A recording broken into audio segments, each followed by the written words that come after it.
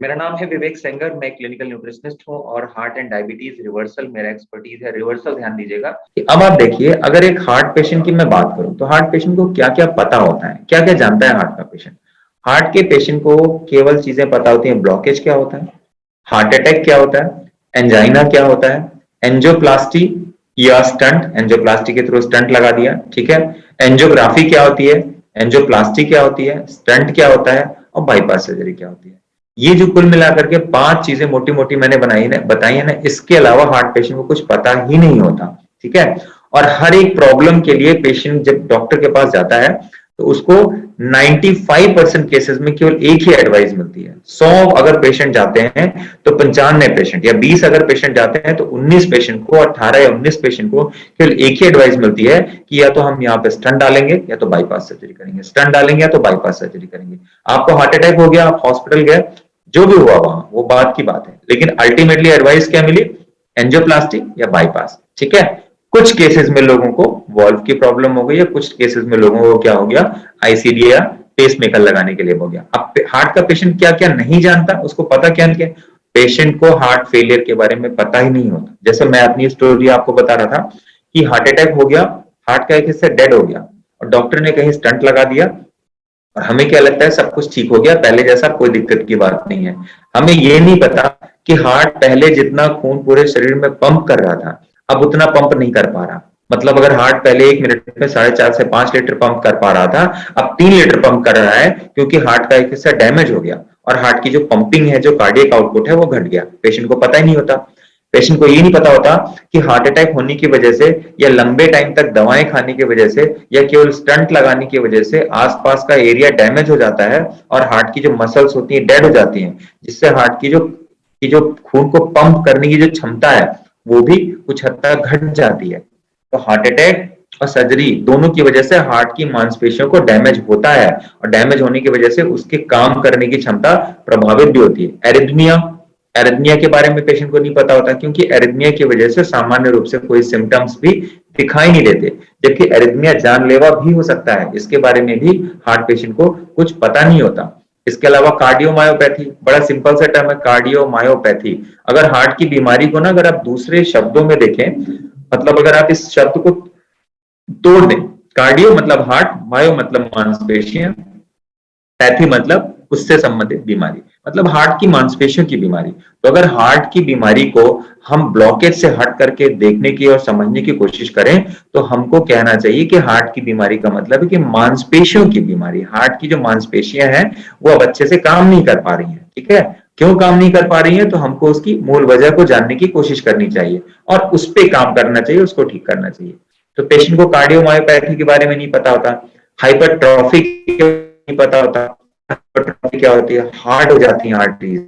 Arteries जो movement है ना, जैसे हार्ट का काम है कॉन्ट्रैक्शन, सिकुड़ना, तो अच्छे से सिकुड़ नहीं पाएगा। फिर क्या होता है, पुरानी स्टेट में वापस आना, तो पूरा अच्छे से रिलैक्सेशन भी नहीं हो पाता, तो उसको हम कहते हैं हाइपरट्रॉफी। इसके अलावा एंजियोजेनेसिस, नेचुरल बाईपास, ये बड़ा इंपॉर्टेंट टर्म है। हार्ट से हार्ट जो सबसे इंपॉर्टेंट चीज है, सबसे जरूरी चीज है, वो ये है कि हमारे हार्ट में अपने आप नई ब्लड सप्लाई बनती ही रहती है, बनती रहती है, बनती रहती है, रोज बनती रहती है।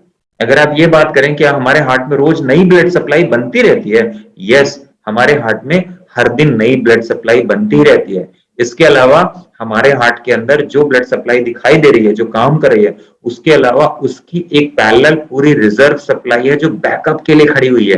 पूरा बैकअप के लिए खड़ी हुई है कि अगर ये सिस्टम फेल हो जाएगा तो वो सप्लाई क्या हो जाएगी, अपने आप उसको क्या कर लेगी, टेक ओवर कर लेगी।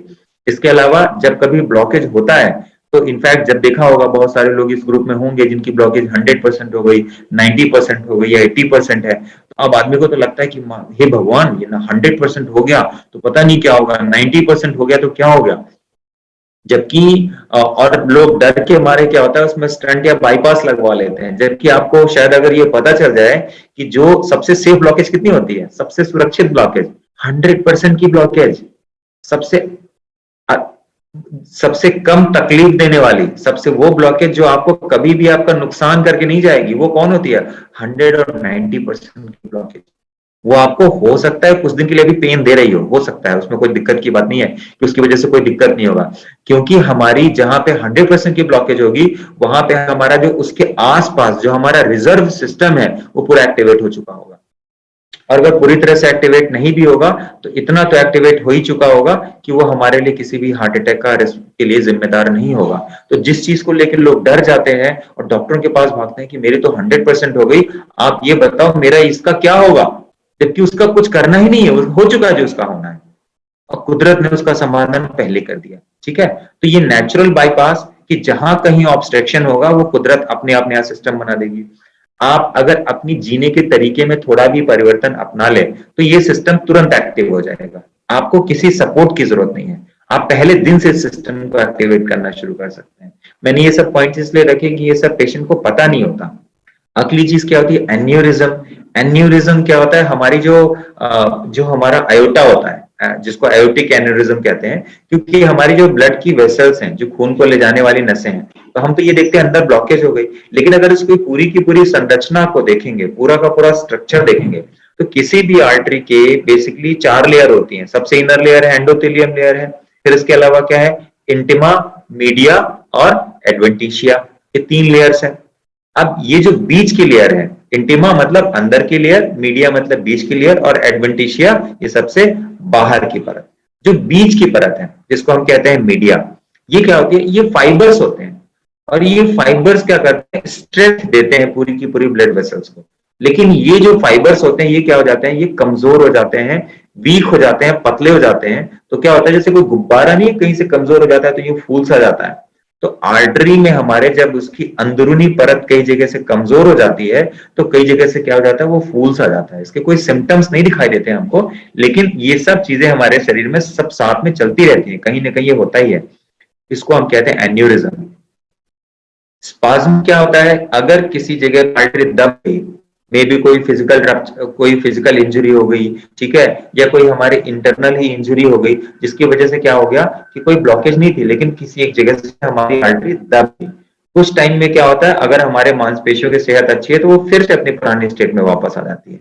ठीक है, इसके अलावा एथेरियोस्क्लेरोसिस क्या होता है, एथेरियोस्क्लेरोसिस हमारी जो आर्टरीज होती हैं उसका हार्ड हो जाना, समय के साथ उसका कठोर और कड़क हो जाना, उसको हम एथेरोस्क्लेरोसिस के भी कहते हैं। और वल्वरल हार्ट डिजीज जो वॉल्व होती है वो क्या होती है, उसमें क्या हो जाता है, उसमें स्टेनोसिस हो जाता है, मतलब हार्ड हो जाती है, आराम से खुल नहीं पाती, बंद नहीं हो पाती। ठीक है, और इसके अलावा क्या होता है, और इसके अलावा आपका रिगर्जिटेशन हो जाता है, लीकेज हो जाता है ना, कि एक वॉल्व में लीकेज हो गया तो पता चला जब हार्ट का कॉन्ट्रैक्शन होता है, चाहे वो एट्रियम से हो चाहे वेंट्रिकल से हो, मतलब चाहे ऊपर की साइड से हार्ट का कॉन्ट्रैक्शन हो सिकुड़े या नीचे से सिकुड़े, लेकिन क्या होता है जब वो नीचे से सिकुड़ता है तो जब वॉल्व में लीकेज होती है तो ब्लड को जहां जाना ना चाहिए वहां जाने की बजाय क्या होता है, वो अपने पुराने चैम्बर, जिस चैम्बर से ब्लड वापस आया है इस चैम्बर में, उस चैम्बर में वापस चला जाता है।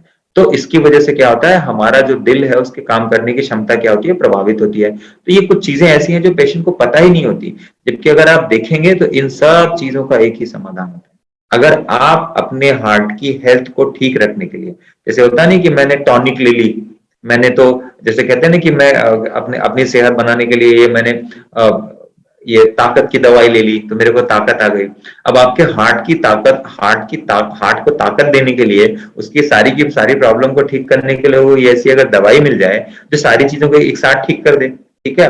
तो ये सब चीजें इसलिए मैं आपको बता रहा हूँ क्योंकि ये सब चीजों के बारे में पेशेंट को पता नहीं होता और एक्चुअल में पेशेंट की प्रॉब्लम यही होती है। तो वास्तव में जो बाएं साइड में लिखा हुआ है patient knows and patient don't knows, तो नोज वाले पार्ट में अगर आप जाएंगे ना तो आप देखेंगे जिस चीज को भी लेके आप परेशान है ना, उन सब चीजों का समाधान नेचर खुद ही कर देती है, जरूरत ही नहीं पड़ती किसी चीज की। आगे बढ़ते हैं, ठीक है।